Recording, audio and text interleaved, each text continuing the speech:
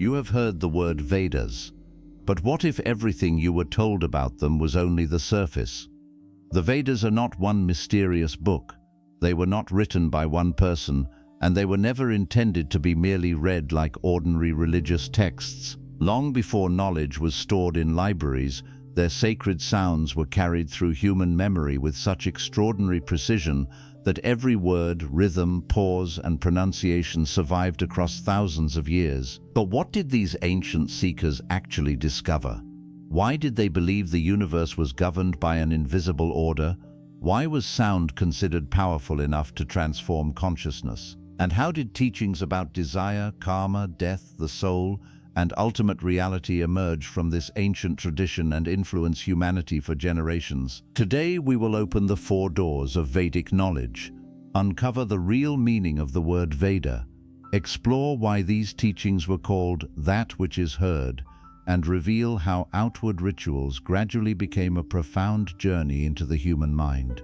Stay until the final chapter, because once you understand what the Vedas truly are, you may never look at ancient wisdom, consciousness, or your own existence in the same way again. Before we enter this forgotten world, subscribe to Akashic Vedas, press the like button, and write Vedic wisdom in the comments.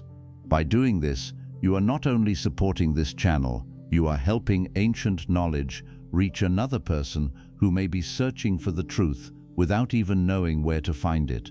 Now silence the noise around you, open your mind, and let us discover what the Vedas really are. Before the Vedas became texts, they were sacred sound. My beloved seekers of ancient wisdom, before we can understand what the Vedas teach, we must first understand what the Vedas actually are, because the greatest mistake is to imagine them as ordinary books written by a single author at one moment in history. The Vedas did not begin on paper, they were not introduced by a king, and they were not created as a philosophical system inside a library. They emerged from an ancient oral tradition in which sacred knowledge was heard, remembered, recited, and transmitted from teacher to student across generations.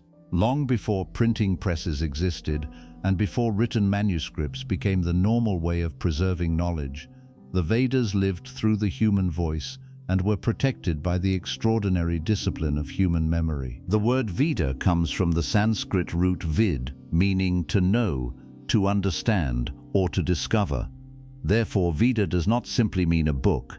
It means knowledge, but not knowledge limited to names, dates, or physical objects. It points toward knowledge concerning existence, cosmic order, sacred action, the powers of nature, human responsibility, consciousness, and the mysterious relationship between visible life and the reality that may exist beyond it. The Vedas emerged from humanity's desire to understand not only how the world functions, but why there is a world at all, why life follows patterns, why human beings suffer, and whether something permanent exists beneath everything that changes. According to the traditional Vedic understanding, this knowledge was not invented by ordinary human imagination.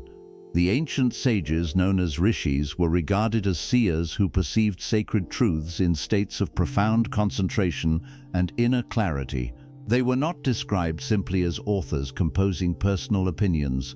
They were understood as those who became quiet enough to recognize truths that were already woven into existence. Just as a person does not create the stars by opening their eyes and seeing them, the rishis were believed not to have created Vedic truth, but to have perceived what had always been present. This is why the Vedas belong to the category traditionally called Shruti, meaning that which is heard.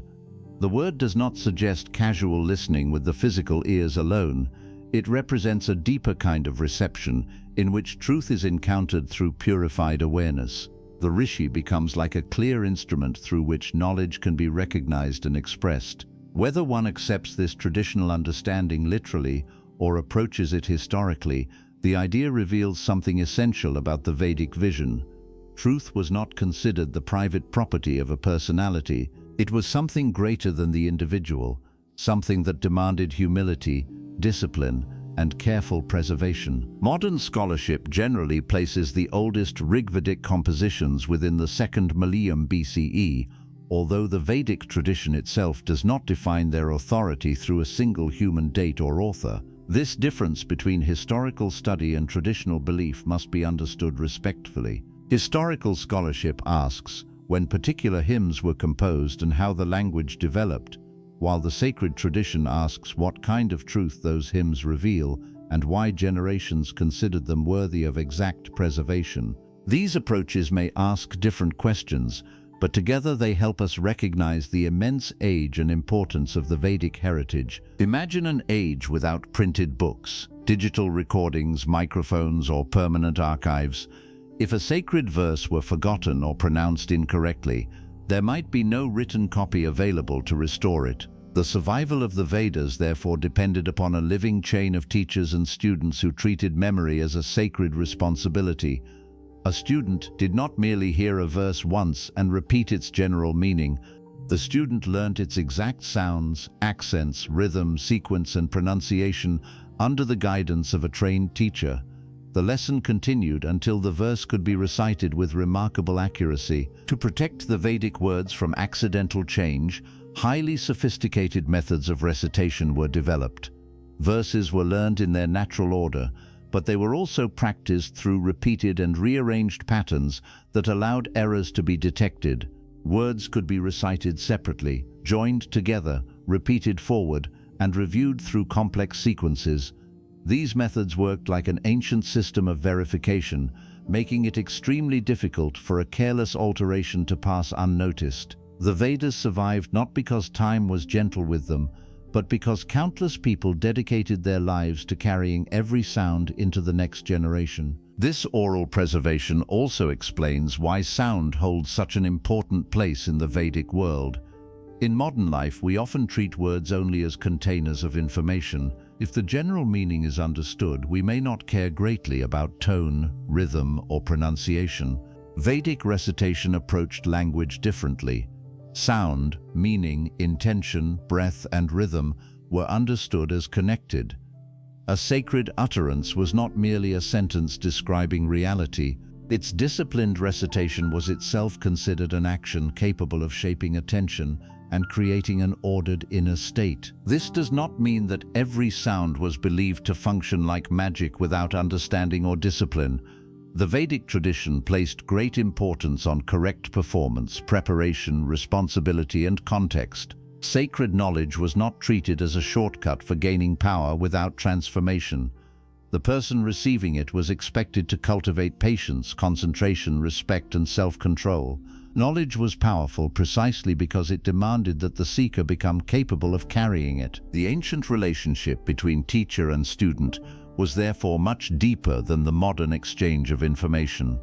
A teacher was not simply providing facts that a student could memorize for an examination. The teacher was preserving a living inheritance, while the student was being trained to receive it without distortion. The process shaped the student's attention, breathing, speech, memory, conduct, and character.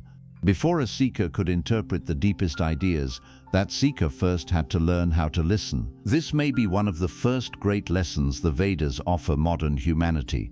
We live in an age overflowing with information, yet our ability to listen deeply is disappearing.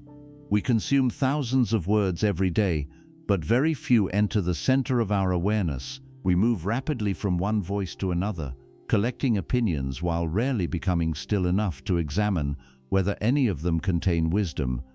The ancient students possessed fewer written resources, but they cultivated a quality that modern people urgently need: sustained attention. To hear in the Vedic sense is more than allowing sound to enter the ears. It means becoming present enough that knowledge can change the one who receives it. A person may hear teachings about truth while continuing to deceive, hear teachings about detachment while remaining controlled by desire, and hear teachings about peace while feeding anger every day. Such a person has received words but has not truly heard them. The Vedic tradition begins by reminding us that real knowledge must travel from sound into understanding, from understanding into conduct, and from conduct into transformation. When the rishis looked at the world, they did not see nature as a collection of dead objects existing only for human use.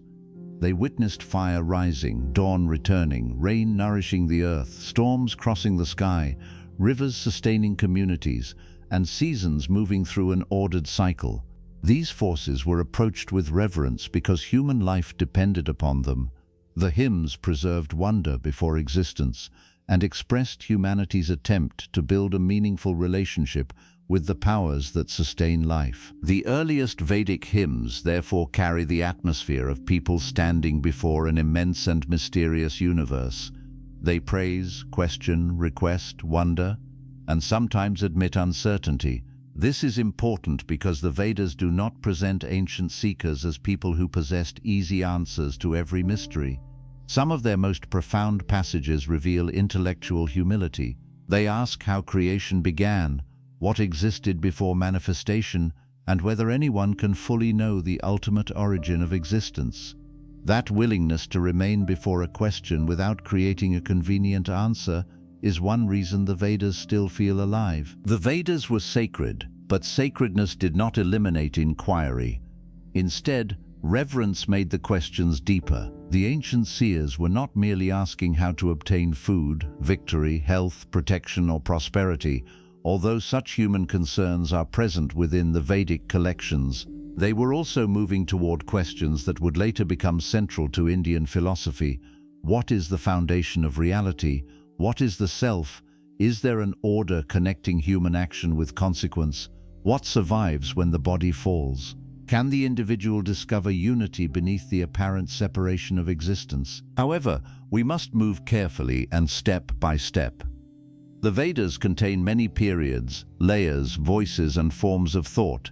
It would be misleading to reduce their vast content to one modern slogan or claim that every later Indian teaching appears fully developed in the earliest hymns. Ideas evolved, interpretations expanded, and philosophical questions became more inward over time.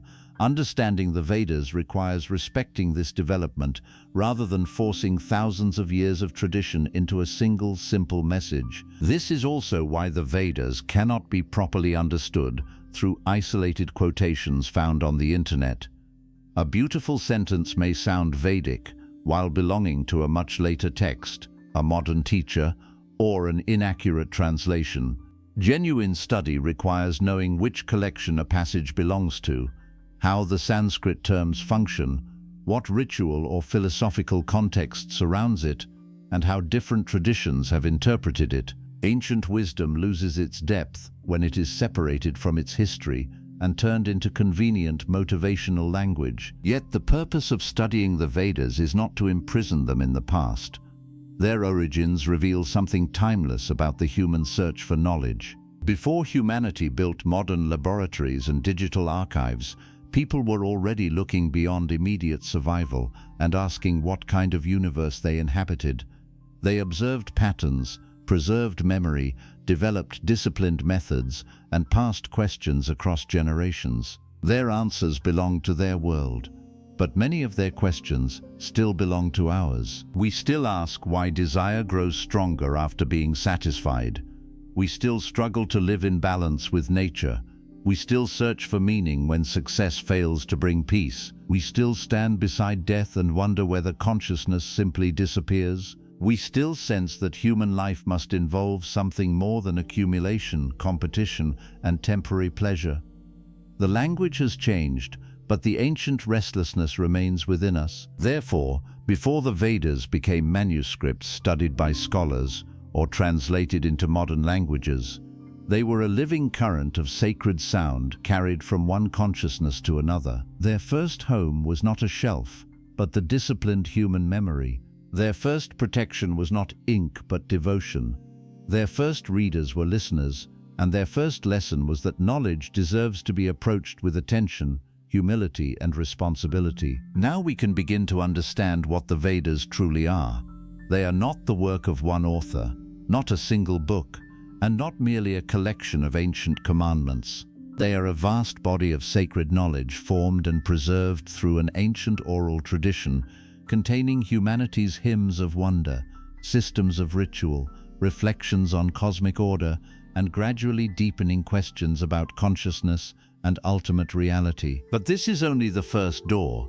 Once the sacred sounds were organized into great collections, 4 principal Vedas emerged, each carrying its own purpose, character, and way of approaching existence. To understand the complete structure of Vedic knowledge, we must now enter those 4 doors and discover why the Rig Veda, Samaveda, Yajurveda, and Atharvaveda were never meant to perform the same task. The 4 Vedas, 4 pillars of ancient knowledge. My beloved seekers of ancient wisdom, now that we understand that the Vedas were first preserved as sacred sound rather than written books, we can step into the next and equally important question: what exactly are the Vedas? Many people speak of the Vedas as if they were a single book containing one continuous message, but this is far from the truth. The Vedas are not one book. They are a vast collection of sacred knowledge divided into 4 great bodies of wisdom, each serving a unique purpose, while together forming one of the oldest surviving spiritual traditions in human history. Imagine standing before a magnificent temple supported by 4 enormous pillars. Remove one pillar, and the structure loses its balance. In the same way, the Vedic tradition rests upon 4 great collections known as the Rig Veda, Samaveda, Yajurveda, and Atharvaveda. Each one approaches reality from a different perspective, yet none can be fully understood without the others. Together, they present a remarkable vision of humanity's relationship with nature, the cosmos, sacred duty, knowledge, and ultimately, the search for truth. The oldest and most celebrated among them is the Rig Veda, often regarded as the foundation upon which much of the later Vedic tradition was built. It contains over 1,000 hymns composed in poetic language and dedicated to various divine powers associated with the natural world: fire, dawn, wind, rain, the sun, the night sky, and the mysterious forces that sustain life all appear within its verses. But these hymns were never intended to be simple poems praising nature. They reflected the deep observation of ancient seers who looked at the universe and saw harmony, order, and intelligence woven into every part of creation. When the Vedic sages looked at fire, they did not see only flames consuming wood. They saw transformation, sacrifice, warmth, illumination, and the mysterious power that changes one form into another. When they watched the sunrise, they did not simply witness another morning. They saw the victory of light over darkness, order over chaos, and hope returning after uncertainty. Every force of nature became an opportunity to reflect upon deeper realities that governed both the universe and the human heart. The Rig Veda also contains some of the oldest philosophical questions ever recorded. Rather than pretending to possess every answer, some of its most profound hymns ask astonishing questions that continue to challenge humanity today. How did the universe begin? What existed before creation? Did existence emerge from something, or from something beyond human understanding? Could even the highest beings know the complete mystery of creation? These are not the questions of a civilization satisfied with easy explanations. They are the questions of minds courageous enough to stand before the unknown with humility. The second great collection is the Samaveda, often described as the Veda of melodies and sacred music. At first glance, many of its verses appear familiar because a large number are drawn from the Rig Veda, yet its purpose is entirely different. Instead of focusing primarily on the words themselves, the Samaveda transforms sacred verses into carefully structured musical chants that were performed during important ceremonies. This reveals something remarkable about the Vedic understanding of knowledge. Truth was not only something to be spoken, it was something to be experienced. The ancient sages believed that rhythm, melody, breath, and disciplined recitation could focus the mind in ways that ordinary speech could not. Sacred sound was approached with extraordinary care because they believed that the manner in which knowledge entered the mind influenced how deeply it could transform the individual.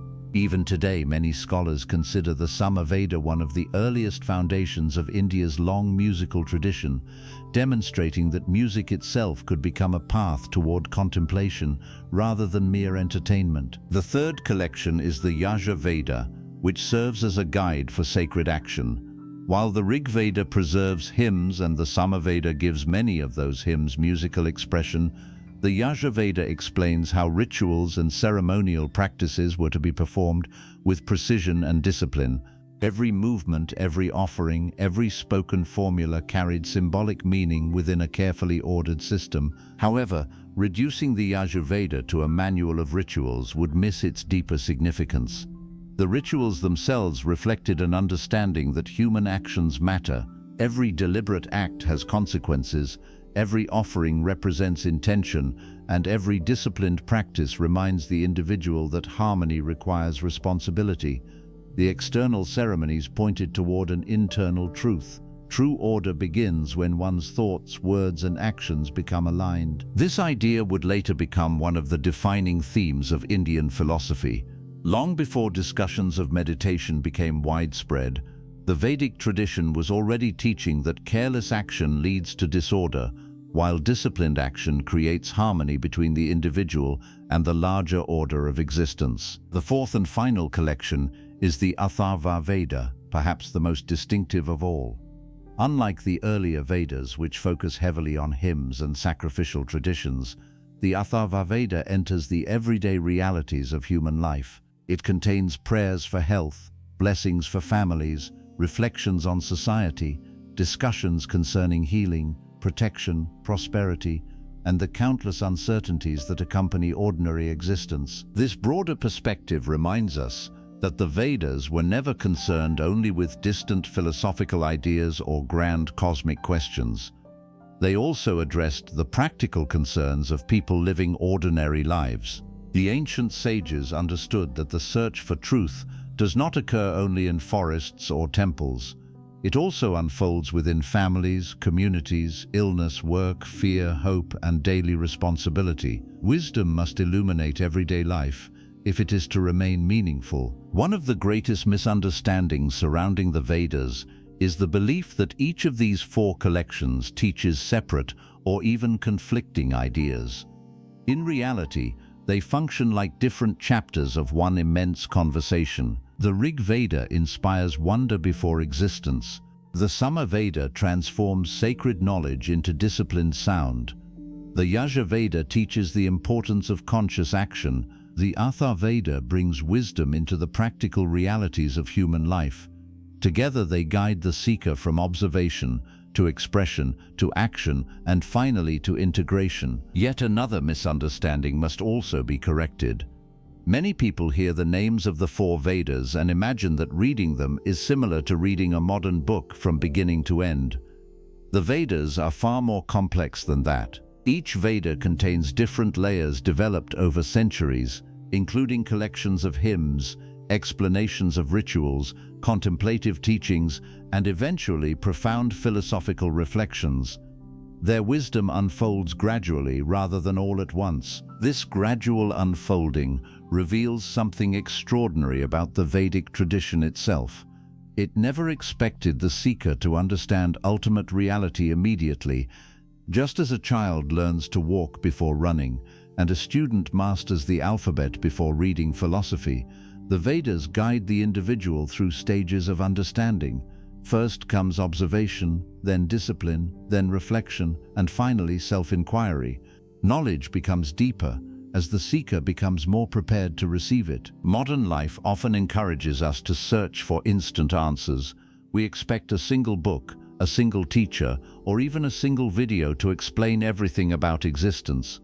The Vedas offer a completely different approach. They suggest that wisdom is not accumulated in one moment of inspiration. It is cultivated patiently, layer by layer, through study, reflection, discipline, and experience. The journey itself becomes part of the knowledge. This is why the four Vedas have survived for thousands of years. They do not simply answer questions, they train the mind to ask better ones. They invite humanity to move beyond superficial understanding and toward a lifelong pursuit of truth. Whether one approaches them historically, philosophically, or spiritually, their structure itself teaches an enduring lesson. True knowledge is vast, interconnected, and cannot be reduced to a few isolated ideas. Now that we understand that the Vedas are not one book, but four great collections of sacred knowledge, another important question naturally arises: how are these four Vedas organized internally? What kinds of texts do they actually contain, and how did their teachings gradually evolve from hymns and rituals into some of the deepest philosophical inquiries ever recorded? To answer that, we must now explore the hidden structure within the Vedas themselves, where the journey from external practice to inner realization truly begins. The hidden structure of the Vedas. Why they are more than ancient scriptures. My beloved seekers of ancient wisdom, now that we have discovered that the Vedas are divided into four great collections, another question naturally arises. If each Veda is not a single book, then what exactly is found inside them? This is where the Vedas become even more extraordinary. They are not simply collections of hymns or religious instructions. Each Veda is carefully organized into different layers of knowledge, and each layer reflects a different stage in humanity's search for truth. The deeper we travel into the Vedas, the more we discover that they are not merely teaching people what to believe, they are gradually transforming the way a seeker understands existence itself. Think of the Vedas not as a single mountain, but as a long journey from its base to its highest peak. A traveler cannot leap from the ground directly to the summit. Every stage prepares the traveler for the next. In the same way, the Vedas guide the human mind step by step, beginning with the visible world before leading toward the invisible mysteries of consciousness and ultimate reality. The first layer is known as the Samhitas, the oldest and most foundational part of every Veda. These are the sacred collections of hymns, prayers, chants, and invocations that were preserved through the oral tradition for countless generations. When many people think of the Vedas, they are unknowingly referring only to this first layer.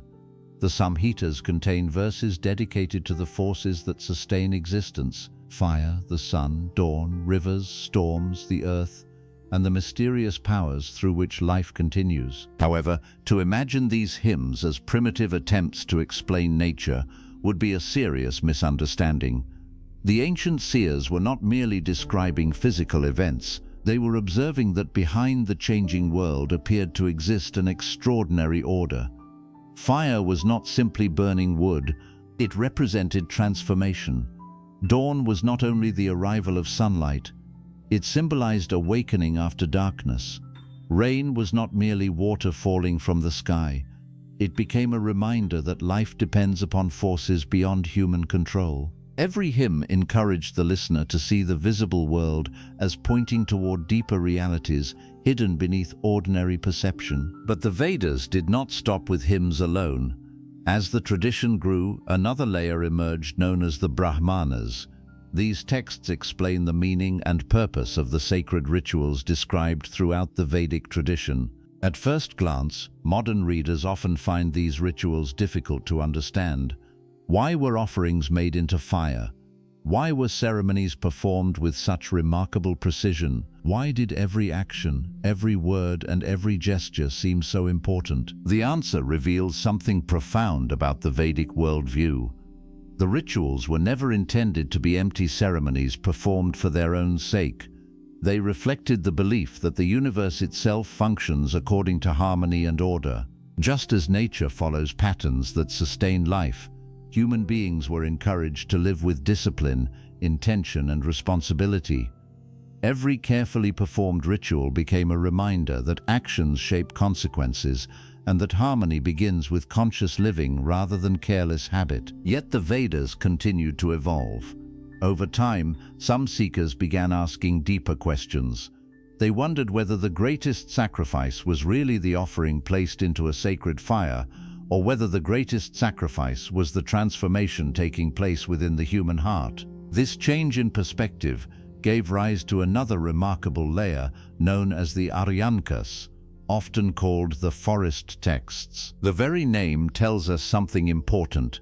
These teachings were traditionally associated with those who withdrew from busy social life into forests for contemplation and reflection. But the forest itself was more than a physical place. It symbolized a movement away from distraction and toward self-examination. Here the emphasis slowly shifted from performing external rituals to understanding their inner meaning. The fire was no longer viewed only as flames burning upon an altar. It became a symbol of awareness capable of burning away ignorance. The offering was no longer only grains or clarified butter placed into the sacred fire. It became the offering of pride, attachment, greed, fear, and illusion. The greatest ritual gradually became the transformation of the individual rather than the performance of external ceremonies alone. This transition marks one of the most fascinating developments in the entire Vedic tradition. The same civilization that carefully preserved elaborate rituals also possessed the courage to ask whether the deepest transformation occurs within the human mind rather than outside it. Instead of rejecting earlier practices, the Aryankas built upon them, revealing that external discipline and internal realization could complement one another. The final and perhaps most influential layer of the Vedas is known as the Upanishads. It is here that the Vedic journey reaches its philosophical summit. If the Samhitas teach humanity to observe the world, the Brahmanas teach disciplined action, and the Aryanyakas encourage contemplation, then the Upanishads ask the questions that continue to fascinate humanity thousands of years later. Who am I beyond my body and personality? What is consciousness? Does something remain after death? Is the individual self separate from ultimate reality, or are they connected in ways that ordinary perception cannot recognize? What is the highest knowledge a human being can attain? These questions transformed the Vedic tradition into one of history's greatest explorations of consciousness. Unlike ordinary philosophical debates that seek only intellectual victory, the Upanishads encourage direct inquiry. Teachers often responded to questions not by demanding unquestioning belief, but by guiding students toward deeper investigation. Knowledge was not considered complete until it became lived experience. Wisdom was measured not by how much one could recite, but by how profoundly one's understanding transformed one's life. This gradual movement from outward observation to inward realization is one of the defining characteristics of the Vedas. They do not remain fixed at one level of understanding. Instead, they invite the seeker to grow. A child may begin by learning sacred words. A student may later study their meanings. A disciplined practitioner may discover their symbolic depth. Finally, the sincere seeker begins asking whether the greatest mystery is not the universe itself, but the consciousness through which the universe is experienced. This is why the Vedas cannot honestly be described as merely religious scriptures, books of rituals, or collections of ancient poetry. They contain all of these elements, yet they move far beyond them. They preserve humanity's attempt to understand existence from every possible direction through observation, ceremony, ethics, contemplation, philosophy, and ultimately self-realization. Another remarkable feature of this structure is that it mirrors the development of human life itself. In youth, we are naturally attracted to the visible world and its activities. As we mature, we begin asking questions about purpose and responsibility. Later, many people become interested in deeper reflection, wondering why success alone cannot satisfy the heart. Eventually, some seek answers concerning consciousness, mortality, and the ultimate meaning of existence. The Vedas accompany this entire journey, offering different forms of wisdom appropriate to different stages of understanding. Modern readers sometimes make the mistake of opening a single page of the Vedas and expecting immediate clarity. Yet the Vedic tradition was never designed for hurried reading. Its knowledge unfolds gradually because human understanding itself unfolds gradually. Just as the sunrise does not illuminate the entire world in one instant, wisdom also arrives layer by layer. Every stage prepares the mind for the next revelation. Perhaps this explains why the Vedas have survived for thousands of years, while countless ancient civilizations disappeared into history. They are not frozen monuments of the past. They remain living conversations between humanity and its deepest questions. Every generation discovers something new, because every generation approaches them with different experiences, different struggles, and different hopes. So, when someone asks, what exactly are the Vedas? The answer is now becoming much clearer. They are not one book. They are not one teaching. They are not one philosophy. They are an immense library of sacred knowledge that begins with hymns, grows through disciplined action, matures into contemplation, and culminates in profound inquiry into consciousness and ultimate reality. Yet even after understanding their remarkable structure, one great mystery still remains. If the Vedas contain such vast knowledge, what central idea holds everything together? What invisible principle connects the universe, nature, human conduct, and spiritual realization into one unified vision? To answer that question, we must now explore one of the most profound concepts in all of Vedic wisdom, the eternal law of cosmic order that the ancient seers believed governs everything that exists, the hidden principle that holds the universe together. My beloved seekers of ancient wisdom, now that we have explored how the Vedas are structured and how their teachings gradually evolve from sacred hymns to profound philosophical inquiry, we arrive at one of the most important questions of all.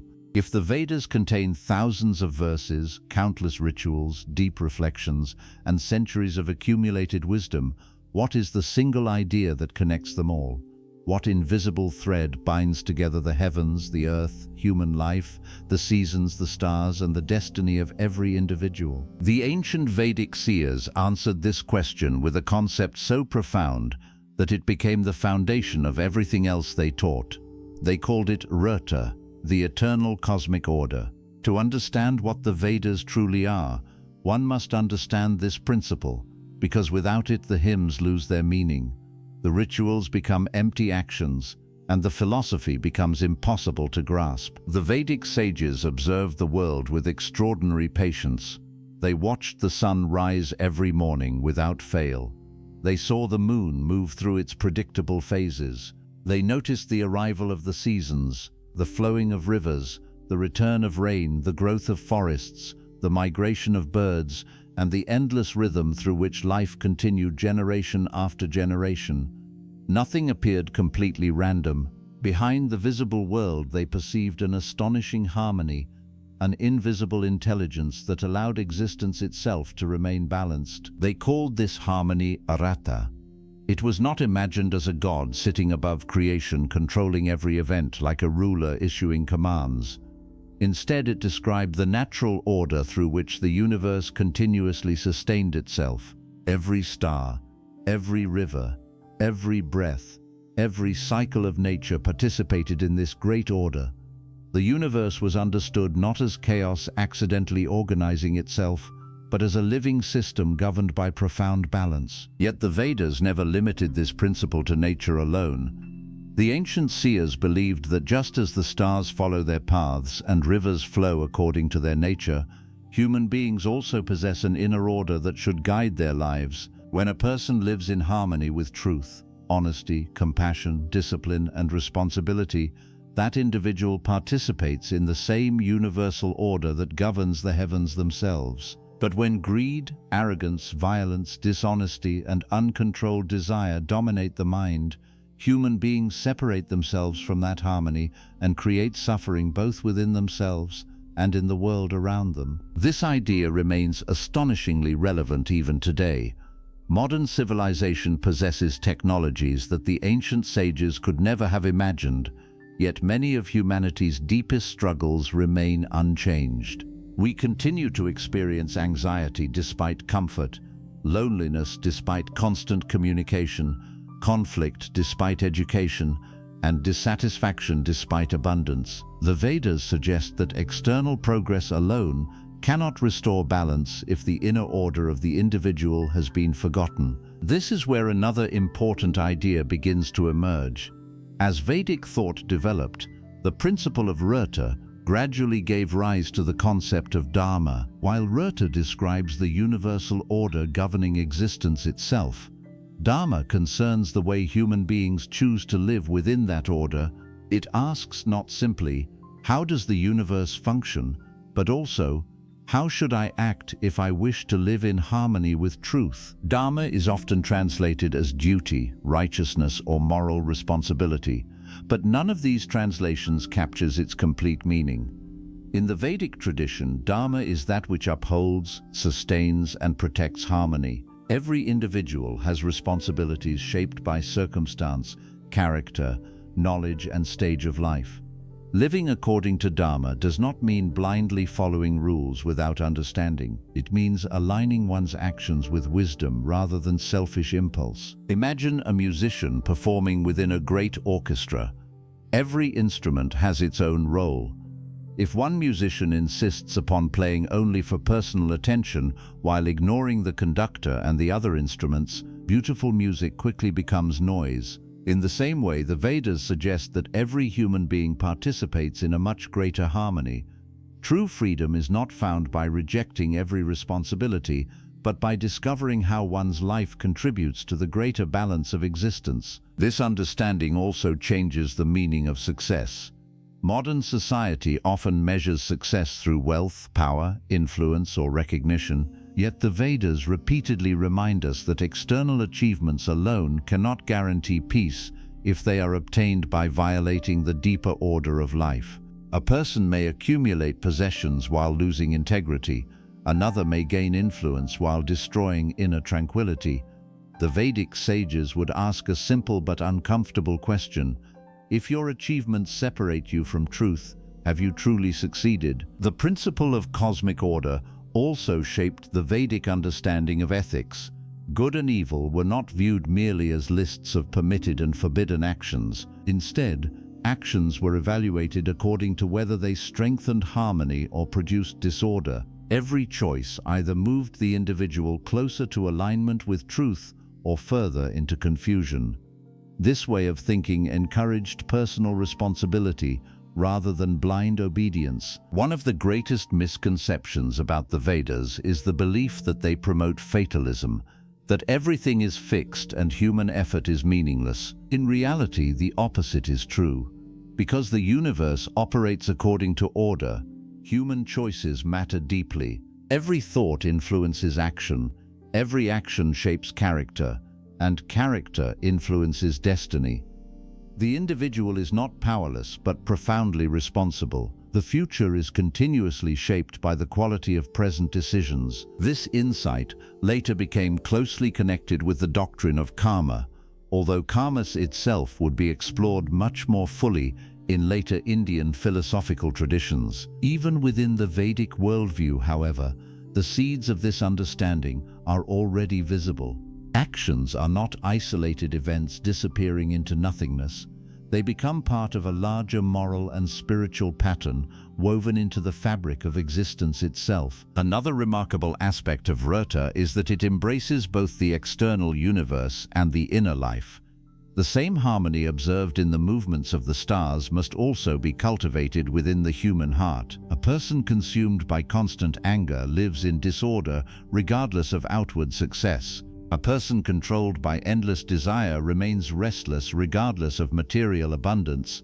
Inner chaos eventually produces outer chaos, just as inner harmony naturally influences relationships, communities, and society. Perhaps this explains why the Vedic sages devoted so much attention to self-discipline. They understood that transforming the world begins with transforming the one who acts within it. It is easy to criticize society while ignoring one's own thoughts, habits, and motivations. The Vedas reverse this perspective. Before attempting to change civilization, one must first bring order into one's own consciousness. As humanity entered later periods of philosophical development, this search for harmony became even more inward. The Upanishadic thinkers began asking whether the greatest disorder was not found in the external world at all, but in ignorance of our true nature. If the individual misunderstands who they really are, then every decision becomes distorted by illusion. The restoration of harmony therefore requires not only ethical action, but also self-knowledge. When we look around the modern world, it becomes surprisingly easy to see why this ancient teaching continues to resonate. Environmental destruction reflects humanity's failure to live in harmony with nature. Social conflict reflects humanity's failure to live in harmony with one another. Anxiety reflects humanity's failure to live in harmony with the mind itself. The Vedas remind us that disorder always has consequences because the universe itself is built upon relationship and balance. This does not mean that life becomes free from hardship once harmony is discovered. Storms still arrive, bodies still age, and death remains part of existence. But the Vedic sages believed that a person aligned with truth possesses an inner stability that cannot easily be destroyed by changing external circumstances. Such a person responds to life with wisdom rather than panic, with responsibility rather than blame, and with clarity rather than confusion. So, if someone were to ask what central idea lies at the heart of the Vedas, the answer would not be a single ritual, a single hymn, or even a single philosophical doctrine. It would be this extraordinary vision that the universe is sustained by an eternal order, and that human fulfillment depends upon learning to live in harmony with that order rather than constantly resisting it. Now that we understand the invisible law that unites the entire Vedic tradition, another fascinating question naturally follows. If the universe itself is governed by harmony, why did the Vedic sages place such extraordinary importance on sacred sound, mantras, and precise pronunciation? Why were words treated not merely as language, but as instruments capable of shaping consciousness itself? The answer reveals one of the most unique and enduring features of Vedic wisdom. Why the Vedas treated sound as sacred knowledge. My beloved seekers of ancient wisdom, by now we have discovered that the Vedas are far more than ancient books. They are a living tradition of knowledge, carefully preserved through generations, organized into 4 great collections, and united by the profound principle of cosmic order.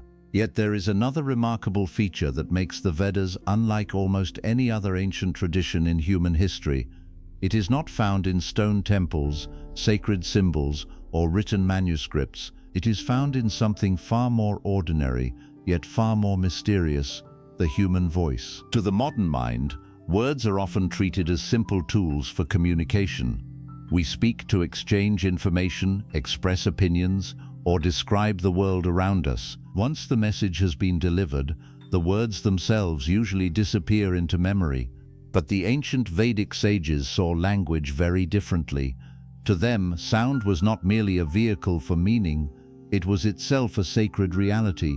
Every carefully pronounced syllable, every measured breath, every precise vibration carried significance far beyond ordinary speech. This is one of the reasons the Vedas remained an oral tradition for centuries before they were ever written down.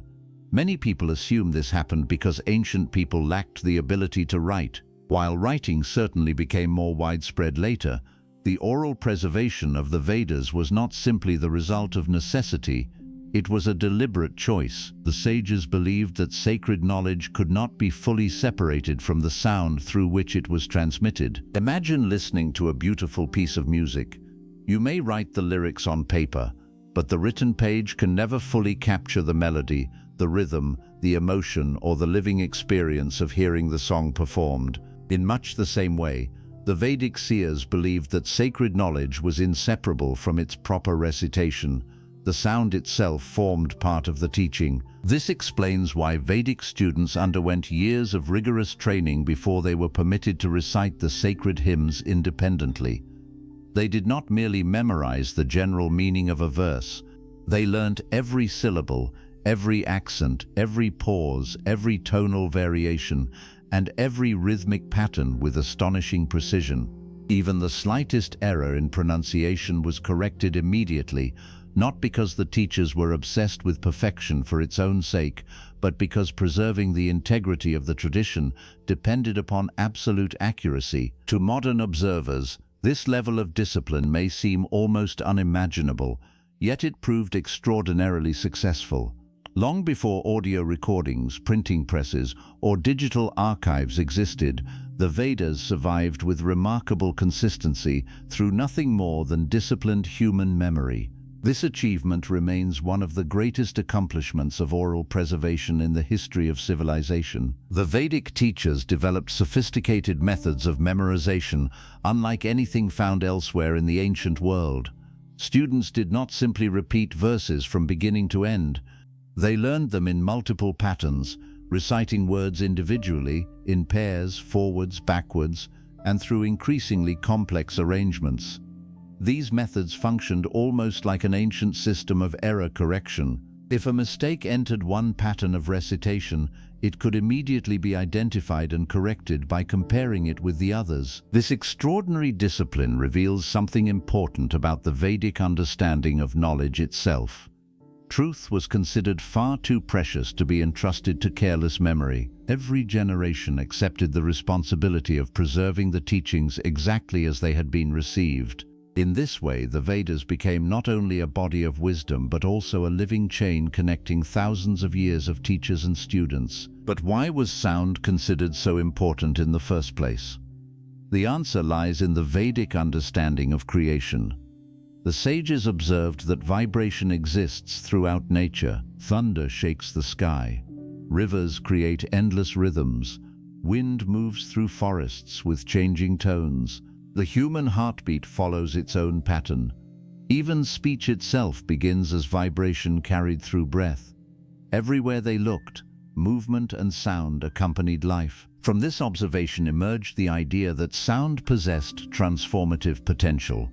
When disciplined through sacred recitation, it was believed to focus the mind, cultivate attention, strengthen memory, and prepare the individual for deeper contemplation. The purpose was not simply to repeat words mechanically, but to allow the entire mind and body to become aligned through concentrated awareness. This is where the concept of the mantra becomes especially important. Today, the word mantra is often used casually to describe any repeated phrase or positive affirmation. In the Vedic tradition, however, a mantra carried a much deeper meaning. It was a carefully preserved sacred utterance whose power depended not only upon its words, but also upon its correct pronunciation, context, discipline, and understanding. Contrary to many modern misconceptions, the Vedas do not suggest that merely repeating sounds automatically grants supernatural abilities or instant enlightenment. The ancient teachers repeatedly emphasized preparation, discipline, ethical conduct, and qualified instruction. A mantra was never intended to replace wisdom, self-control, or sincere inquiry. Instead, it served as one tool among many to cultivate concentration and inner clarity. This distinction is extremely important because modern culture often seeks shortcuts. Many people search for one secret phrase, one magical formula, or one hidden technique that will solve every problem overnight. The Vedic tradition consistently points in the opposite direction. Sacred sound possesses value only when accompanied by disciplined living, sincere intention, and the gradual transformation of character. Another fascinating aspect of Vedic recitation is that it united individual and community. The sacred hymns were not always performed in isolation. Teachers and students often recited together, creating a shared rhythm that strengthened both memory and collective identity. Knowledge was not owned by isolated individuals competing for personal recognition. It belonged to an unbroken tradition, maintained through cooperation, humility, and mutual responsibility. The Vedas therefore remind us that learning is not simply an intellectual activity, it also shapes attention, character, and relationships. Modern education often focuses almost entirely on collecting information. The Vedic approach asks a different question. Has knowledge changed the person who receives it? Has it made the individual more disciplined, more truthful, more patient, more compassionate, and more capable of understanding reality? This lesson remains deeply relevant today. We live in an age where information travels faster than ever before. Millions of books, lectures, videos, and opinions are available at the touch of a screen. Yet, despite this unprecedented access to knowledge, many people struggle to maintain attention for even a few minutes. The Vedic tradition quietly reminds us that possessing information is not the same as possessing wisdom. The ancient students who memorized the Vedas were not training only their memories, they were cultivating concentration, patience, humility, and respect for truth.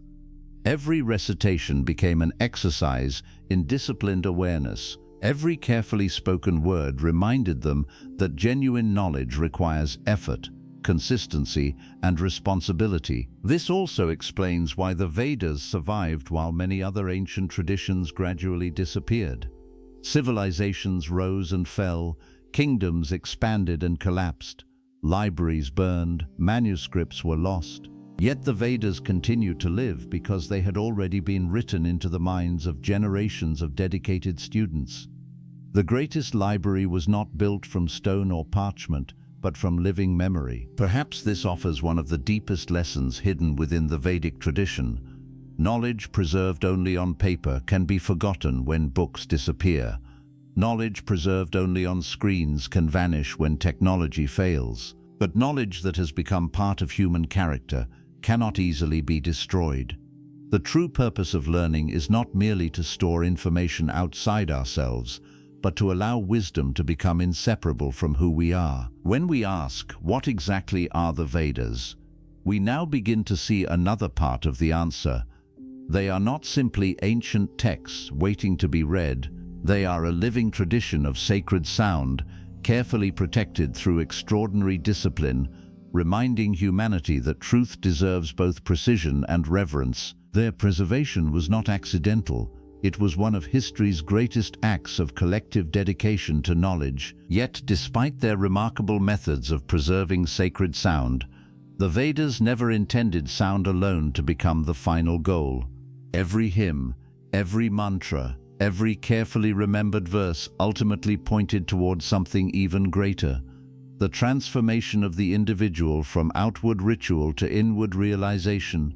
And that final transformation reveals perhaps the most enduring legacy of the Vedas, one that continues to influence spiritual thought across the world even today. From outward sacrifice to the inner transformation of consciousness, my beloved seekers of ancient wisdom, we have now followed the Vedas from their beginnings as sacred sound into their four great collections, explored their hidden layers, discovered the cosmic principle of Rita, and understood why every syllable was preserved with astonishing precision. Yet none of this reveals the complete meaning of the Vedas until we understand the transformation that occurred at the heart of the tradition itself. The Vedic journey began with humanity looking outward toward fire, rain, sunlight, ritual, nature, and the vast movements of the cosmos, but it gradually turned inward toward desire, fear, consciousness, identity, mortality, and the deepest mystery of the self. This movement did not happen suddenly, nor did later thinkers simply reject everything that came before them. The Vedic tradition developed across long periods, and its different practices continued beside one another. External rituals remained meaningful, but contemplative seekers increasingly asked what those rituals represented within the human being. They began to wonder whether the fire burning upon the altar also existed as awareness within the mind, whether the offering placed into the flames symbolized what a person must surrender internally, and whether the greatest sacred ceremony might be the transformation of one's own consciousness. To understand this development, we must first understand the original meaning of Vedic sacrifice. In the modern world, the word sacrifice often suggests pain, loss, or the destruction of something valuable. Within the Vedic world, however, sacrifice was connected with the idea of yajna, a carefully ordered act of offering through which human beings participated in the larger harmony of existence. Fire served as a sacred mediator because it received physical offerings, transformed them, and carried them beyond their visible form. What entered the fire did not remain as it had been. It became heat, light, smoke, and ash. Fire, therefore, represented one of nature's most visible demonstrations of transformation. The Vedic people depended upon forces they could not control.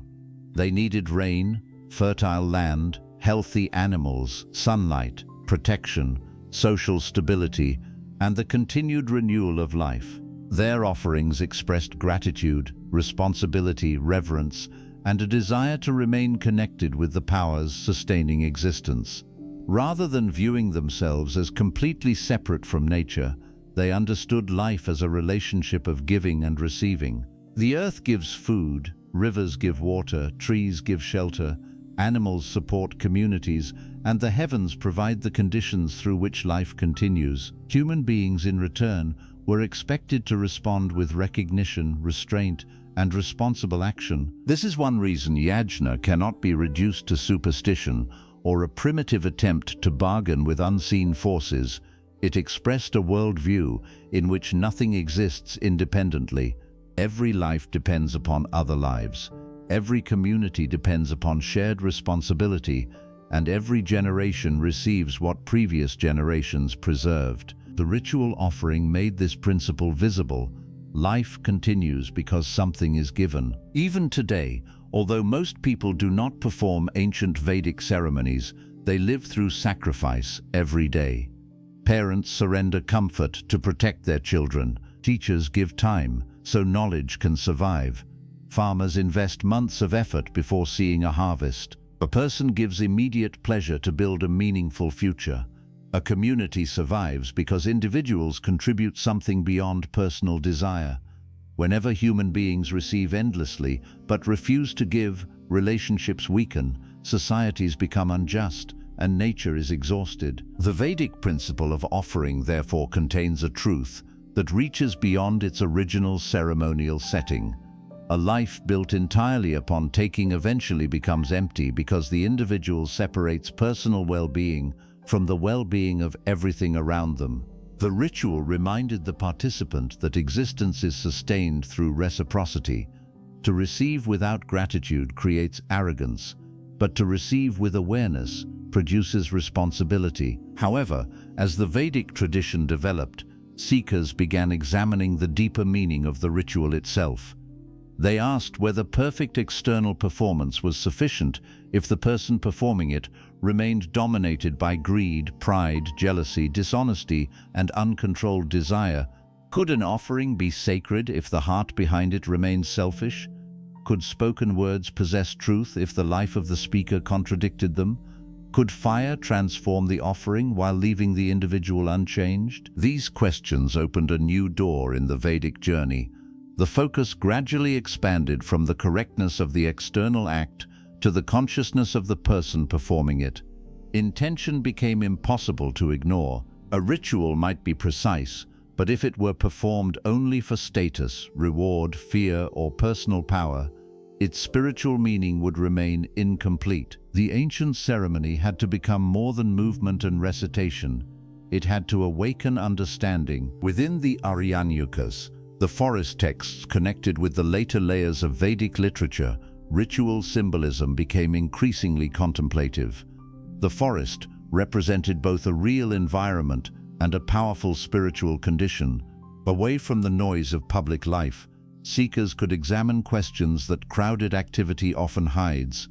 In society, a person is constantly reminded of name, position, family, wealth, duty, and reputation. In solitude, those identities lose some of their power, and a more unsettling question emerges: who remains when the roles are removed? This was not an escape from life for its own sake. It was an attempt to discover whether human beings could understand action more deeply by first understanding the one who acts. The sages recognized that every external conflict begins in an internal movement. Desire reaches outward before the hand takes anything. Anger forms within before the voice becomes violent. Pride grows silently before it demands recognition. Fear creates imagined dangers before the body begins to flee. If the source of action lies within consciousness, then genuine transformation must also begin there. The sacred fire now acquired an inner meaning. Externally, fire consumed offerings and changed their form. Internally, awareness could consume ignorance by exposing what had remained hidden. A person might believe they acted from love, while secretly seeking control. They might call their ambition responsibility, while being driven by fear of appearing insignificant. They might describe attachment as loyalty because they were afraid to stand alone. Inner fire meant looking at these hidden motives without escaping into comforting explanations. This kind of self-examination is more difficult than performing any visible ceremony. External actions can be observed and praised by others, but inner transformation often happens without recognition. No crowd applauds when a person refuses to obey anger. No one may notice when jealousy is replaced by honest admiration, when greed gives way to contentment, or when pride becomes humility.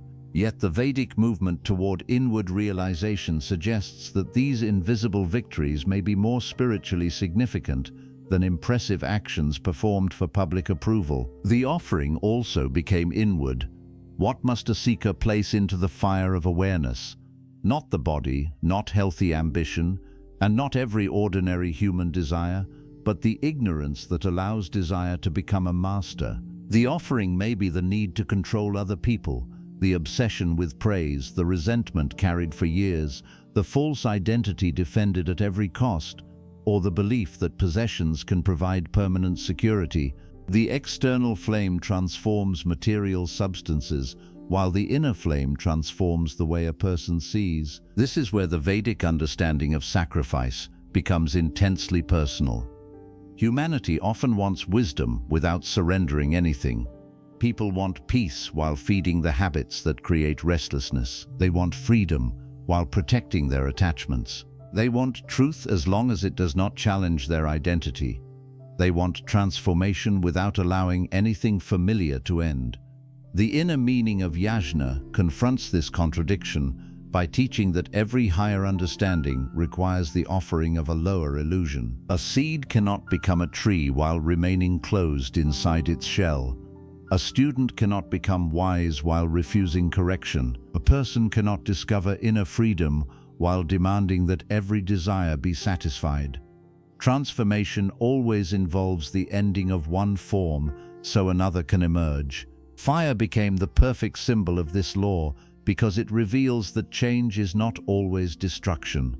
Sometimes what appears to be an ending is the release of a possibility that could not emerge in the previous form. As Vedic inquiry became more inward, the Upanishads brought questions about consciousness to the center of spiritual life. These texts are traditionally regarded as the concluding or culminating portions of Vedic revelation, which is why their teaching is often called Vedanta, meaning the end or culmination of the Vedas. Here the central mystery was no longer only the relationship between humanity and the cosmic forces outside. It became the relationship between the individual self and the ultimate foundation of reality. The teachers of the Upanishads asked questions that cannot be answered simply by collecting information. What is it that hears sound? What is it that sees through the eyes? What is aware of thought? When the body changes from childhood to old age, what gives a person the sense of continuing identity? During sleep, when the ordinary world disappears from experience, what remains? When thoughts become silent, does awareness disappear? Or is awareness the very condition through which silence is known? These questions turned attention toward the observer hidden within every experience. Human beings normally become absorbed in whatever appears before them. When a beautiful object appears, attention moves toward the object. When pain arises, attention becomes trapped in pain. When praise is received, the mind clings to the pleasing image of itself. When criticism arrives, the same mind feels threatened. Yet behind every changing experience remains the fact that something is aware of the change. The Upanishadic seekers called the deepest self Atman, but this term should not be confused with the ordinary personality, ego, social identity, or personal story. The ego says, I am my success, my failure, my possessions, my memories, my status, and the way others see me. Atman points towards something more fundamental, the inner principle of awareness that cannot be reduced to those changing conditions. This inquiry did not ask people merely to replace one belief with another. It invited them to examine experience carefully. The body is constantly changing, yet we say, my body. Thoughts appear and disappear, yet we say, my thoughts. Emotions rise and fall, yet we say, my emotions. If the body, thoughts, and emotions are experienced as belonging to us, then what exactly is the I to which they belong? Is the self another object that can be observed, or is it the awareness through which all objects, sensations, emotions, and thoughts become known? From this exploration emerged one of the most influential ideas in the Vedic tradition, the relationship between Atman, the deepest self, and Brahman, the ultimate reality underlying existence. Brahman, in this philosophical context, is not simply one being among other beings. It points toward the immeasurable ground of reality, beyond the limitations of ordinary categories. The Upanishadic sages explored whether the essence of consciousness within the individual could be fundamentally connected with the essence underlying the cosmos. This was a revolutionary inward movement. Earlier seekers had looked toward the vastness of the sky and recognized mystery. The Upanishads suggested that the same mystery must also be approached through the depth of consciousness. The journey across the universe and the journey into the self were no longer completely separate. By understanding the knower, one might begin to understand the foundation of everything known. Yet this teaching must not be simplified into the ego declaring itself divine. That would strengthen the very illusion the Upanishads attempt to penetrate. The ordinary ego is built from comparison, memory, desire, fear, and separation. It constantly says, I am greater, I am smaller, I possess, I deserve, I must be recognized. The discovery of Atman does not glorify this constructed identity. It questions whether that identity was ever the deepest self at all. This is why humility remains essential. A person who memorizes statements about ultimate reality but continues to act with arrogance has gained language without realization. A person who speaks about universal unity while treating others with cruelty has understood the concept but not its consequence. If the same foundation of being is present throughout existence, then hatred, exploitation, and selfishness become forms of ignorance because they arise from the illusion that one life can flourish through the destruction of everything else. The movement from ritual to realization, therefore, did not make ethics less important. It made ethics deeper. Truthfulness was no longer only a social rule. It became necessary because self-deception prevents self-knowledge. Restraint was no longer simply obedience. It protected the mind from being scattered by endless desire. Compassion was no longer merely good behavior. It reflected the recognition that life is profoundly interconnected. Inner discipline prepared consciousness to see clearly. The Vedas and their culminating philosophical traditions also began exploring the relationship between action and bondage. Human action is necessary. No person can live without acting. The problem is not action itself, but the ignorance, craving, and identity attached to it. A person may perform generous acts while secretly demanding praise. Another may pursue success because failure feels like the destruction of the self. Someone may appear peaceful only because they fear confrontation. Outwardly similar actions can emerge from entirely different states of consciousness. This is why genuine wisdom requires the examination of motive. The same action can liberate one person and bind another, depending upon the intention and attachment behind it. Work performed with responsibility may strengthen character, while work performed only to dominate others may strengthen the ego. Love rooted in respect may bring freedom, while love mixed with possession may produce suffering. Renunciation performed with understanding may create clarity, while renunciation motivated by fear may become another form of escape. The inner sacrifice asks the seeker to act fully without allowing the result to define their worth. This principle would be developed more explicitly in later Indian texts, but its roots belong to the wider Vedic movement from external offering toward internal discipline. The individual learns to offer action itself, releasing the desperate demand that life must always produce the preferred outcome. This is not passivity. It does not mean abandoning goals, refusing effort, or accepting injustice. It means giving complete attention to what can be chosen while recognizing that results depend upon countless conditions beyond personal control. The person controls preparation, intention, courage, honesty, and effort, but cannot control every response of the world. When identity depends entirely upon outcomes, the mind becomes enslaved by success and failure. When action becomes an offering, the individual can work intensely without being destroyed by uncertainty. Consider how different modern life would become if this principle were understood. Many people do not simply work. They use achievement to prove that they deserve respect. They do not simply love. They demand another person's presence to escape inner emptiness. They do not simply speak. They search constantly for approval. They do not simply acquire possessions. They build identity from what they own.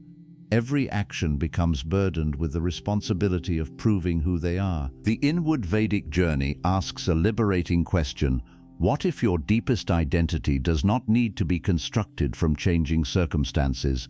What if wealth, appearance, praise, status, age, and success describe conditions of life without defining the consciousness experiencing them? This does not make worldly responsibilities meaningless. It allows a person to participate in life without confusing temporary roles with the totality of the self. The ancient seekers also investigated suffering at its psychological roots. External pain is part of embodied life, but much human suffering is multiplied by resistance, memory, imagination, and attachment. One painful event occurs, yet the mind repeats it hundreds of times. One person leaves, but the mind continues arguing with their memory for years.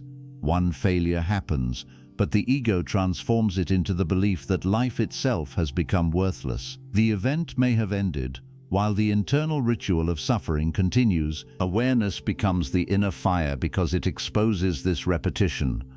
When a person observes thought without immediately believing every thought, a small space appears between consciousness and reaction. Within that space lies freedom. Anger may arise, but it does not automatically become cruelty. Fear may arise, but it does not immediately dictate the future. Desire may arise, but it does not have to become command. Awareness does not prevent every inner movement. It prevents every movement from becoming a master. This is the beginning of inner sacrifice. The individual offers automatic reaction into the fire of attention. Instead of defending anger, they examine it. Instead of feeding envy, they ask what insecurity lies beneath it. Instead of obeying attachment, they investigate why impermanence feels unbearable. Every honest observation removes another layer of illusion. The Upanishadic method is sometimes expressed through the process of negation. Not this, not this.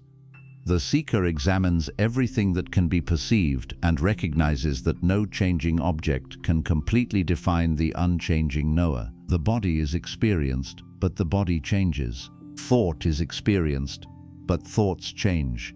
Emotion is experienced, but emotions change.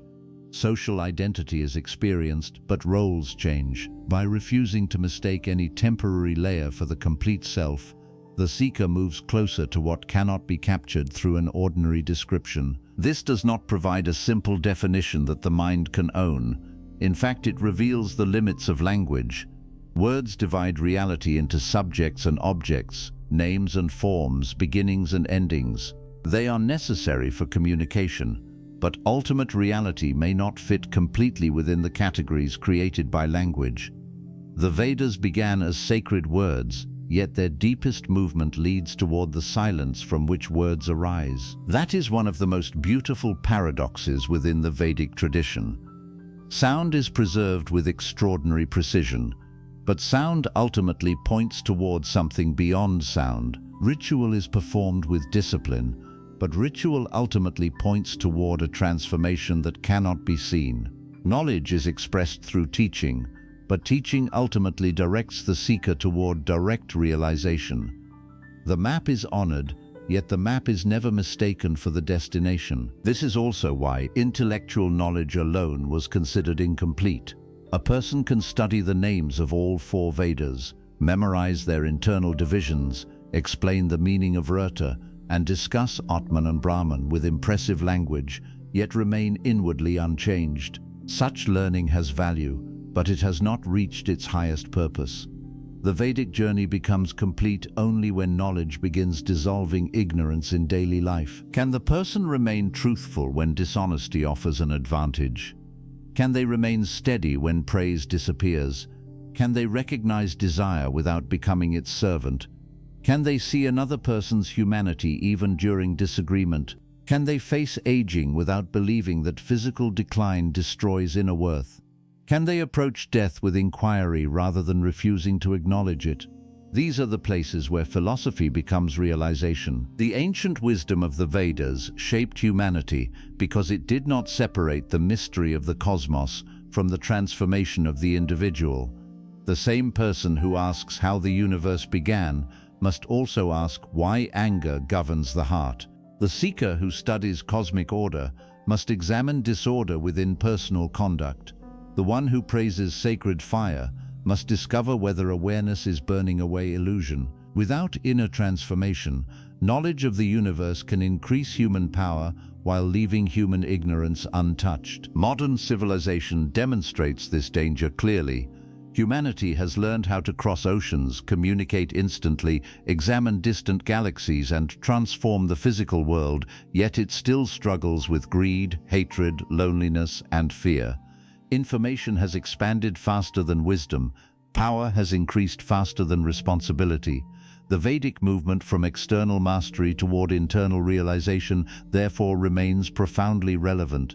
It reminds us that the greatest danger is not ignorance of the world alone, but ignorance within the one who uses worldly knowledge. A brilliant mind without self-knowledge can create destruction more efficiently.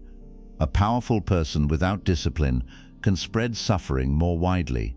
A wealthy society without restraint can consume the very environment sustaining it. Outer progress becomes dangerous when inner consciousness remains undeveloped. The Vedas do not ask humanity to abandon material knowledge.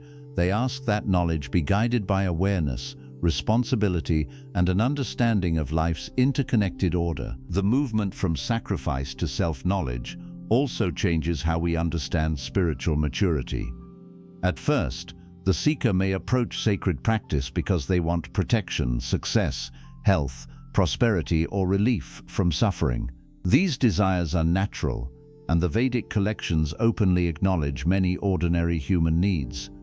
But as understanding deepens, the question changes from "What can sacred knowledge give me?" to "What must sacred knowledge transform within me?" This change marks the beginning of genuine wisdom. The immature mind treats spirituality as another method of acquisition. It wants blessings, powers, certainty, admiration, and emotional comfort. The mature seeker becomes willing to lose illusion, even when illusion once provided comfort. Truth becomes more important than the preservation of a flattering self-image. The inner sacrifice may therefore feel painful, because the ego experiences every correction as a threat. When a long-defended belief collapses, the person may feel as though part of their identity is dying. When attachment is released, emptiness may appear before freedom. When pride weakens, vulnerability becomes visible. Yet this is precisely why the Vedas use the language and symbolism of transformation. What is false may resist ending, but what is real does not need illusion in order to survive. The deepest offering is not the destruction of individuality, but freedom from the ignorance that imprisons individuality. A person does not become lifeless, passive, or detached from human responsibility. On the contrary, when less energy is consumed by defending the ego, more energy becomes available for creativity, compassion, courage, and meaningful action. Inner freedom does not remove a person from life. It allows them to participate without being controlled by every changing condition. This is what the Vedas gradually reveal when followed step by step. Their hymns awaken wonder. Their rituals cultivate discipline and reciprocity. Their forest teachings uncover symbolic meaning. Their Upanishadic inquiries direct awareness toward the mystery of the self. What begins as an offering into external fire becomes an offering of ignorance into inner awareness. What begins as a search for harmony with cosmic forces becomes a search for harmony within consciousness. What begins as sacred sound eventually leads towards sacred silence. So, what exactly are the Vedas? At this stage, the answer has become far deeper than it was at the beginning. They are not merely ancient hymns, ceremonial instructions, or philosophical discussions preserved from a distant civilization. They are the record of humanity's movement from observing the universe to examining the observer, from seeking order in nature to creating order within the mind, and from asking the powers of existence for blessings to asking the self whether it truly understands what it is. Yet one final question remains. If the Vedas developed within ancient India and emerged from a world very different from our own, how did their ideas travel across centuries and shape philosophy, meditation, language, music, ethics, spiritual practice, and humanity's understanding of consciousness? Why do their questions continue to appear in modern conversations about identity, purpose, suffering, nature, and inner peace? To answer that, we must enter the final lesson and discover how the ancient knowledge of the Vedas shaped civilization, influenced the wider world, and continues to challenge modern humanity with a question it can no longer avoid. We have learned how to transform almost everything around us, but have we learned how to transform ourselves? Why the Vedas still matter, the ancient wisdom that continues to shape humanity. My beloved seekers of ancient wisdom, after traveling through the origins of the Vedas, exploring their four great collections, uncovering their hidden structure, understanding the principle of cosmic order, discovering the sacred role of sound, and witnessing the extraordinary journey from outward ritual to inner realization, we arrive at the final and perhaps most important question of all. If the Vedas were composed thousands of years ago in a world so different from our own, why are they still studied, debated, translated, and revered today? Why have these ancient teachings survived, while countless civilizations, philosophies, and kingdoms have disappeared into history? The answer is not simply because the Vedas are old. Age alone does not preserve wisdom. There are countless ancient writings that now rest forgotten in museums, known only to a handful of specialists. The Vedas endured because they continued asking questions that humanity has never stopped asking. Every generation changes its language, technology, politics, and way of life, but the deepest questions remain remarkably familiar. Who am I? Why do human beings suffer? What is the purpose of life? What survives death? How should we live? What is truth? Is consciousness merely a product of the body, or does it point towards something greater? The Vedas never claimed that these questions could be answered through superficial thinking or temporary excitement. They demanded patience, discipline, observation, contemplation, and a willingness to challenge comfortable assumptions. That is precisely why they continue to speak to modern minds living in an age overflowing with information but starving for wisdom. Look around the world today. Humanity has reached astonishing levels of scientific and technological achievement. We have built cities visible from space, connected continents through digital communication, explored distant planets with robotic missions, decoded the genetic blueprint of life, and created machines capable of performing tasks that once seemed impossible. Yet, despite all of this progress, the human heart continues to wrestle with loneliness, fear, anxiety, greed, violence, dissatisfaction, and the search for meaning. This is not a criticism of modern civilization. Scientific discovery and technological innovation have transformed countless lives for the better. The Vedas do not ask humanity to reject knowledge or return to an ancient way of living. Instead, they quietly ask another question that is perhaps even more important. As our knowledge of the external world continues to expand, has our understanding of ourselves expanded at the same pace? This question may explain why so many people continue turning toward ancient wisdom.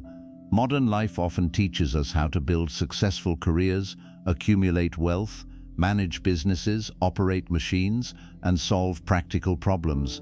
These are valuable skills, yet very few people are taught how to understand their own mind.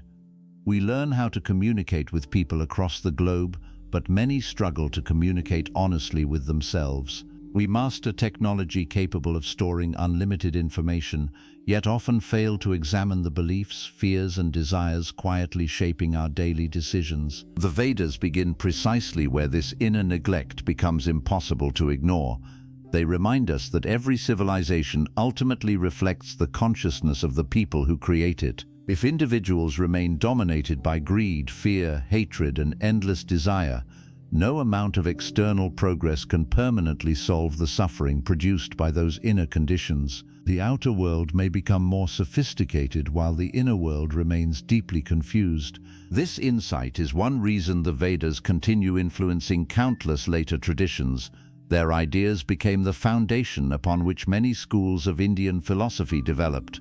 Concepts such as Dharma, Karma, Moksha, Atman, Brahman, meditation, disciplined inquiry, ethical responsibility, and the search for liberation all emerged from the wider intellectual and spiritual environment shaped by Vedic thought.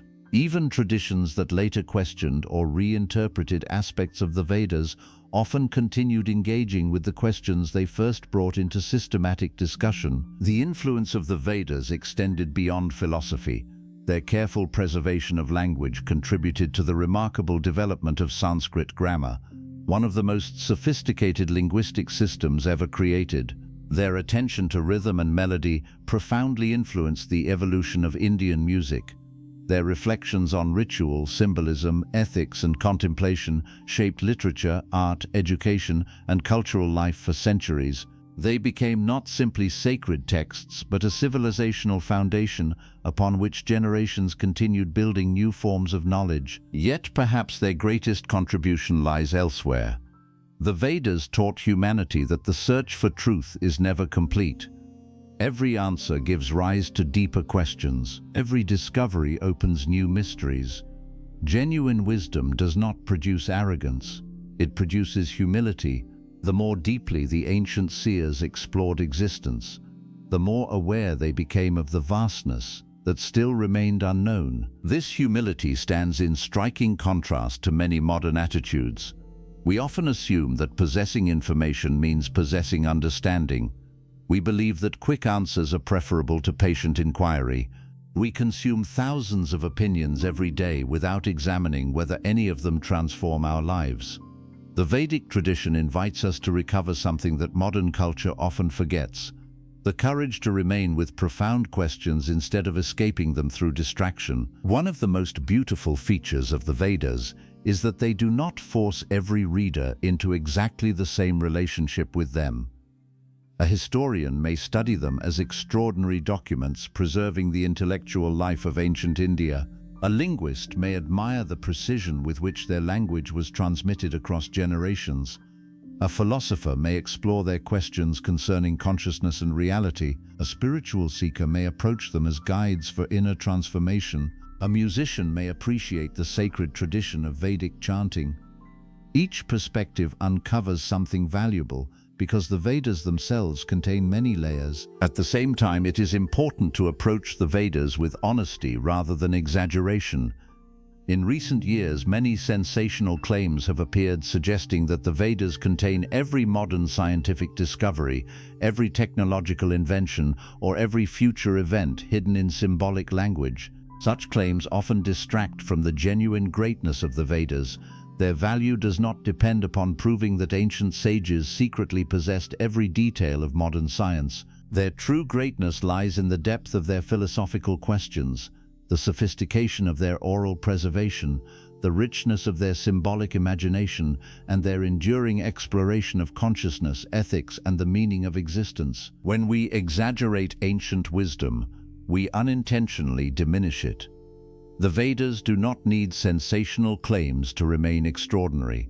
They have already survived for thousands of years through the strength of their ideas alone.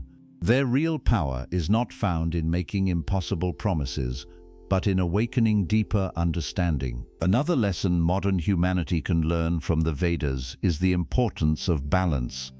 Throughout their teachings, we repeatedly encounter the search for harmony rather than extremes. Human beings are encouraged to pursue knowledge, but knowledge without wisdom becomes dangerous. They are encouraged to perform action, but action without awareness becomes destructive. They are encouraged to seek prosperity, but prosperity without responsibility creates imbalance. They are encouraged to cultivate spirituality, but spirituality disconnected from ethical conduct becomes empty performance. This balanced vision may be more relevant now than ever before. Modern society often encourages people to live at the extremes. Some become completely absorbed in material success while neglecting inner development. Others reject practical responsibilities while searching endlessly for mystical experiences. The Vedas consistently remind us that the highest path is neither blind attachment to the material world nor careless rejection of it. Instead, they encourage integration, living responsibly within the world while cultivating clarity beyond it. Perhaps the greatest misunderstanding about the Vedas is the belief that they belong only to the distant past. In reality, every generation encounters the same inner struggles described by the ancient sages. Desire still promises satisfaction, yet constantly asks for more. Fear still creates imagined prisons long before real danger appears. Pride still blinds human judgment. Attachment still confuses possession with identity. Death still confronts every civilization, regardless of its achievements. These realities have not disappeared simply because technology has advanced. Imagine for a moment that an ancient Vedic sage could stand in one of our modern cities. They would certainly be astonished by airplanes crossing the sky, electric lights illuminating the night, computers connecting distant continents, and buildings rising hundreds of meters above the ground. Yet after observing human behavior for a while, they might also recognize something surprisingly familiar. They would still see people chasing status while feeling empty inside. They would still see conflict born from pride. They would still see families struggling with attachment, fear, and misunderstanding. They would still hear the same questions about love, loss, purpose, and mortality that echoed through the Vedic age. This realization should humble us. Human civilization has transformed dramatically, but human consciousness still faces many of the same challenges that occupied the ancient seers thousands of years ago. That is why the Vedas continue speaking across time. They address dimensions of human experience that technology alone cannot resolve. The Vedas also remind us that wisdom is not measured by how much information a person possesses, but by how deeply truth transforms their way of living. A scholar may memorize every verse without understanding compassion. A philosopher may discuss consciousness while remaining controlled by anger. A teacher may explain sacred texts while secretly driven by pride. Knowledge reaches its highest purpose only when it changes character. This may be the most enduring message hidden within the Vedas themselves.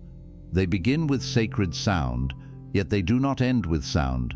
They begin with rituals, yet they do not end with rituals. They begin with questions about nature, yet they do not end with nature. Step by step, they lead the seeker toward a deeper realization that the greatest mystery is not simply the universe surrounding us, but the consciousness through which the universe is experienced. In this sense, the Vedas are not merely ancient scriptures waiting to be admired from a distance. They are an invitation. They invite us to slow down in a world addicted to speed. They invite us to observe in a culture dominated by distraction. They invite us to question in an age overflowing with certainty. They invite us to cultivate responsibility instead of blame, wisdom instead of impulse, understanding instead of assumption, and inner transformation instead of endless external accumulation. So, what exactly are the Vedas? They are not simply 4 ancient books. They are not only hymns, rituals, philosophy, or poetry. They are not merely historical documents belonging to a forgotten civilization. The Vedas are humanity's earliest surviving attempt to understand existence in its fullest sense. They preserve the voices of seekers who stood beneath the same sky we see today and dared to ask questions that still echo through every generation. They sought harmony rather than domination, understanding rather than ignorance, and transformation rather than mere information. Thousands of years have passed since those sacred hymns were first carried from teacher to student through disciplined memory. Empires have risen and fallen, languages have changed, borders have shifted, entire civilizations have disappeared. Yet the questions preserved within the Vedas continue waiting for every new generation. The greatest lesson they offer may not be a specific answer at all. It may be the reminder that wisdom begins the moment we become humble enough to admit that there is still more to discover about the universe, about life, and above all, about ourselves. We began this journey with a simple question: what exactly are the Vedas? But as we traveled through their ancient origins, their four great collections, their hidden structure, their vision of cosmic order, their sacred sounds, and their profound journey from ritual to self-realization, that simple question became something much greater. The Vedas are not merely ancient books preserved from a distant civilization. They are the voice of humanity's earliest search for ultimate truth. They remind us that long before modern science explored the stars, long before philosophy filled libraries, and long before civilizations rose and fell, there were seekers who looked at the universe with wonder and dared to ask the questions that still define the human experience today. Who am I? Why do I suffer? What is consciousness? What is the purpose of life? What happens after death? How should I live? These questions have never grown old, because every generation is eventually forced to ask them. Technology changes, nations change, languages change, even our bodies change, but the search for meaning remains exactly the same. Perhaps that is why the Vedas have survived for thousands of years while countless empires disappeared into history. Their greatest treasure is not hidden inside rituals, ceremonies, or ancient verses alone. Their greatest treasure is the invitation they extend to every sincere seeker, the invitation to move beyond ignorance, beyond endless desire, beyond fear, and beyond the illusion that happiness can be found only in the external world. The Vedas quietly remind us that the greatest journey a human being can ever undertake is not across oceans, mountains, or distant planets. It is the journey inward. The moment we begin to understand our own mind, our own attachments, our own fears, and our own consciousness, we begin to understand the deeper order that the ancient sages spent their lives trying to discover. Whether you approach the Vedas as history, philosophy, spirituality, or simply as one of humanity's greatest intellectual achievements, one truth remains undeniable: they continue to challenge us to become wiser human beings, not by giving us every answer, but by teaching us how to ask better questions. And perhaps that is their greatest gift. If this journey has helped you see the Vedas in a completely new way, then support the mission of preserving and sharing this timeless wisdom. Subscribe to Akashic Vedas, like this video, and share it with someone who is searching for deeper knowledge. Also, tell us in the comments, which teaching about the Vedas surprised you the most? Your thoughts may inspire another seeker to begin their own journey. Until our next exploration of ancient wisdom, remember this: the greatest mystery is not hidden in forgotten temples, buried manuscripts, or lost civilizations. The greatest mystery has always been the one who is reading these words. And perhaps, just perhaps, that is exactly where the Vedas wanted us to begin.